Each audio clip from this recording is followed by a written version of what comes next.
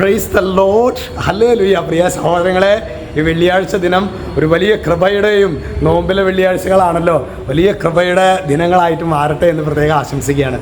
ഇന്ന് നമ്മൾ ധ്യാനിക്കുന്നത് ദാനിയേലിൻ്റെ പുസ്തകത്തിലെ 10-ാമത്തെ അധ്യായത്തിലെ 12-ാമത്തെ തിരുവചനം. ദാനിയേൽ എന്ന ദൈവത്തിൻ്റെ ദാസനെ കുറിച്ച് വചനം പറയാണ്. ദൂതൻ പറഞ്ഞു, ദാനിയേലെ ഭയപ്പെടേണ്ട, ശരിയായി അറിയുന്നതിന് നീ നിന്റെ ദൈവത്തിൻ്റെ മുൻപിൽ നിന്നെ തന്നെ എളിമപ്പെടുത്തുവാൻ തുടങ്ങിയ ദിവസം മുതൽ നിന്റെ പ്രാർത്ഥന കേൾക്കപ്പെട്ടിരിക്കുന്നു. പ്രിയ സഹോദരങ്ങളെ, ദൈവസന്നിധിയിൽ നമ്മെ തന്നെ എളിമപ്പെടുത്തുക എന്നത് നമുക്ക് എത്ര അറിവുണ്ടെന്ന് പറഞ്ഞാലും രക്ഷയുടെ തുടക്കം എന്താണെന്നറിയാവോ? ഞാനാരുമല്ല നിൻ മുൻപിലൻ ദൈവമേ, ഞാൻ വെറും മണ്ണാണ്, ശൂന്യത മാത്രമാം.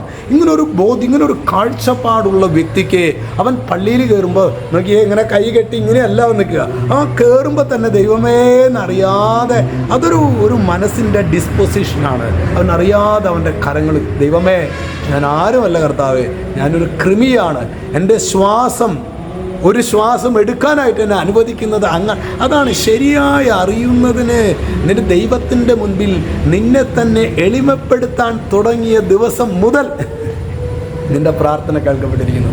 പ്രിയ സഹോദരങ്ങളെ, ദൈവസന്നിധിയിൽ നമ്മെ തന്നെ എളിമപ്പെടുത്താൻ വേണ്ട കൃപ, ആ കൃപ നമുക്ക് ലഭിക്കുന്നത് ഞാനാരുമല്ല നിൻ മുൻപിലൻ ദൈവമേ.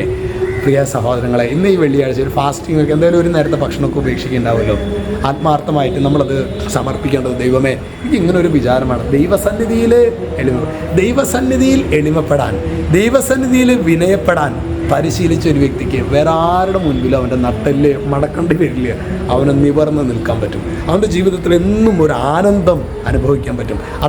അത്തരത്തിലുള്ള ഒരു ആനന്ദം ദൈവസന്നിധിയിൽ എളിമപ്പെടാനും മറ്റുള്ളവരുടെ മുൻപിലൊക്കെ നിവർന്ന് നിൽക്കാനും വേണ്ട ഒരു ദൈവകൃപ ഇത് കാണുന്ന ഓരോ മകനും മകൾക്കും നൽകണമേ എന്ന് ആത്മാർത്ഥമായിട്ട് പ്രാർത്ഥിക്കുന്നു. രക്ഷിതാവായ യേശു ക്രിസ്തുവിൻ്റെ നാമത്തിൽ ആശീർവദിക്കുന്നു, ഇപ്പോഴും എപ്പോഴും എന്നേക്കും. ആമേൻ.